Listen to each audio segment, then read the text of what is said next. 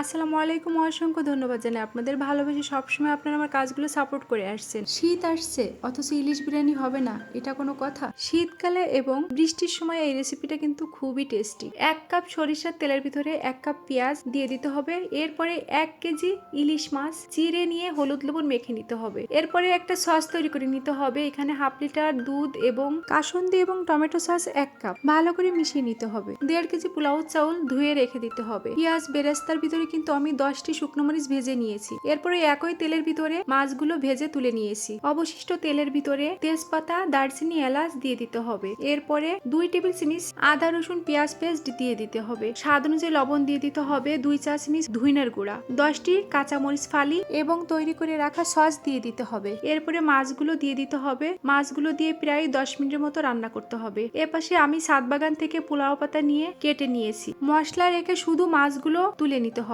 একই মশলার ভিতরে চাউল দিয়ে দিতে হবে। 2.5 লিটার গরম পানি দিয়ে দিতে হবে। এরপরে একটা ঢাকনা দিয়ে ঢেকে চুলার আঁচটা কমিয়ে রেখে রান্না করতে হবে। ভাত যখন অর্ধেকটা হয়ে যাবে এরপরে পেঁয়াজ বেরেস্তা এবং শুকনো মরিচ একটু ভেঙে দিয়ে দিতে হবে। একটু নেড়ে চেড়ে নিতে হবে। বিরিয়ানিটা কিন্তু খেতে খুবই টেস্টি। কিছুটা ভাত সরিয়ে রেখে মাছ দিয়ে দিতে হবে। এই সময়টা একটু লক্ষ্য করে দেখবেন ভিডিওটি, মাছগুলো কিভাবে আমি দিয়ে দিচ্ছি। মাছগুলো দেয়া হয়ে গেলে ঢাকনা দিয়ে ঢেকে রেখে চুলার আঁচটা একেবারে লোতে রেখে রান্না করে নিতে হবে আরো 10 মিনিট। আজকের রেসিপিতে কিন্তু আমি বাইরের কোনো মশলা ব্যবহার করিনি। নামিয়ে নেওয়ার কিছু সময় আগে 2 টেবিল চামচ চিনি উপর দিয়ে ছড়িয়ে দিতে হবে। ঢাকনা দিয়ে ঢেকে দিয়ে আরো 2 মিনিট রান্না করে নিতে হবে। এরপরে তুলে নিতে হবে। তুলে নিয়ে পরিবেশন করতে হবে। খেতে কিন্তু খুবই মজা, ছোট থেকে বড় পরিবারের সবাই খুবই পছন্দ করবে। আর অতিথি আপ্যায়নে তো কোনো জুড়ি নেই এই রেসিপিটার। যদি ভিডিওগুলো ভালো লাগে প্লিজ পেজটি আপনারা ফলো দিয়ে রাখবেন। তো ভালো থাকবেন, আজকের মতো বিদায় নিচ্ছি। দেখা হবে নতুন কোনো ভিডিওতে। আল্লাহ হাফেজ।